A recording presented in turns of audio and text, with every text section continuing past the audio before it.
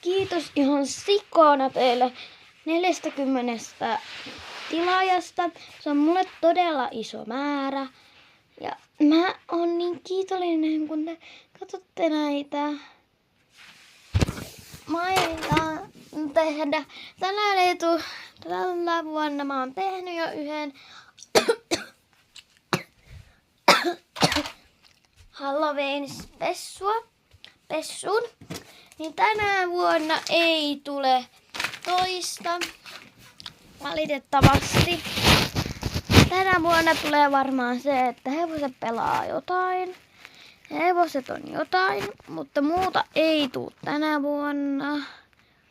Tämmöistä pitkää videota. Mä en jaksa julkaista niitä ja editoida niitä. Sen tekeminen on vaan niin rankkaa.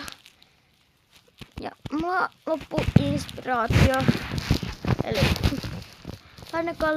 kanavalle päivittyy vaan lyhyitä videoita. Mutta mä aion tehdä 100 tilaajan spesiaalin. Kyllä. Haluaisitteko, että mä vuon pehmoleluilla? Tai jotain, painakaa.